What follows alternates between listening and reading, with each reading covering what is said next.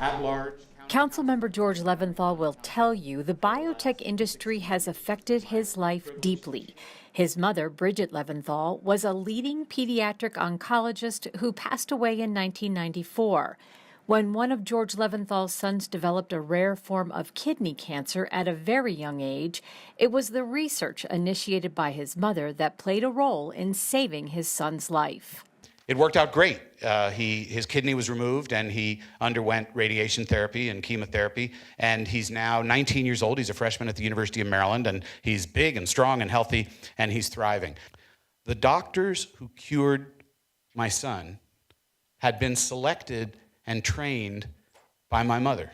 The treatment therapies that were employed to prevent the recurrence of cancer had been pioneered by my mother. The physician's assistants and nurses had been recruited and mentored by my mother. So the groundbreaking work that my mother had done saved the life of the grandson she never met.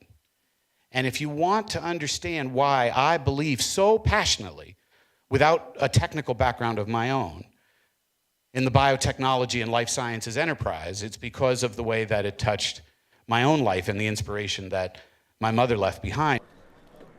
At the Johns Hopkins University campus in Montgomery County, So I want to thank our distinguished panel of speakers. Councilmember George Leventhal assembled a panel of 4 top county biotech officials to discuss how Montgomery County can raise its game in this life-changing industry.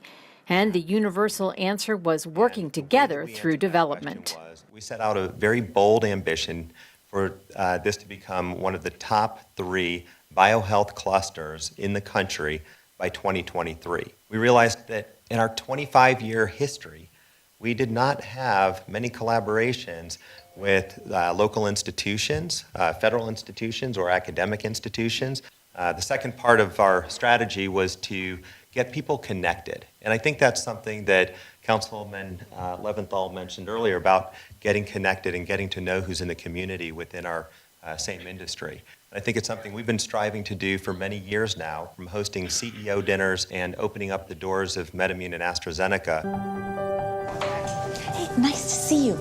We're getting ready to start a workshop right now. For any scientist in the community that's working on related areas, because we understand the importance of getting and staying connected. If you look at why places like Boston or San Francisco have been successful, it's that they've created that kind of ecosystem which supports these species that we want.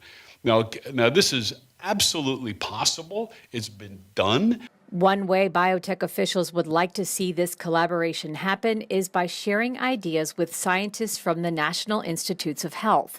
Because of its ties to the federal government, NIH is restricted with what it can share with private companies. The NIH is totally funded $30 billion a year. $3 billion of that funding is called intramural funding, which all gets invested in these institutes, which are located right within Montgomery County. But if you take that $3 billion, it's the largest life science funding of any research entity in the world, and it's located in Montgomery County, funding 6,000 scientists to do basic research. The problem is there is a disconnect. What has happened is that there is such concern about misuse of federal dollars, and as Rich said, conflict of interest rules, that there has essentially been an electrified fence put around the science on the intramural campus. I often say that those of you who've been to NIH, you notice there's a literal fence that goes all around it now, but there's also an intellectual fence, which is tragically counterproductive.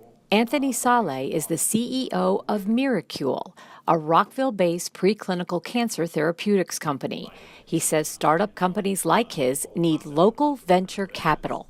No, I mean, it is about money, and companies follow their investors. Their investors have a fiduciary responsibility to make sure they're taking care of their money, and they don't want to get on a plane, and they don't want you to have to get in a plane, and so at a certain point, finding local money is the easiest way to ensure that the company stays. Audience members included both experienced scientists The efforts that you're making to try to loosen the reins at NIH would be very much appreciated.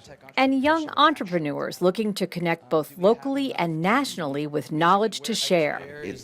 You need to work in the grassroots to cultivate entrepreneurs that want to be here, that are already here, that you don't have to recruit, that have great science, have great knowledge. They're just not connected and don't have great networks. In the end, Councilmember Leventhal said he achieved his goal of engaging in rich conversation to begin finding answers as to how Montgomery County can work to foster a healthier climate for the biotech industry. The mentoring and the, taking people in and showing how it can be done, that the whole industry benefits when the whole enterprise benefits, so that MedImmune doesn't feel threatened by startup companies. MedImmune wants to partner with startup companies, and that if you provide that comfortable environment, that ecosystem, everybody benefits. Not only for our future economic health, but for the well-being of people around the globe. We want to be a knowledge cluster. We want to be an innovation cluster. We want a lot of people who are creative and entrepreneurial, who have a science background and are going to come up with new ideas and cross-pollinate their ideas together. You need companies to locate together and share ideas and grow together. Thank you very, very much. This was great.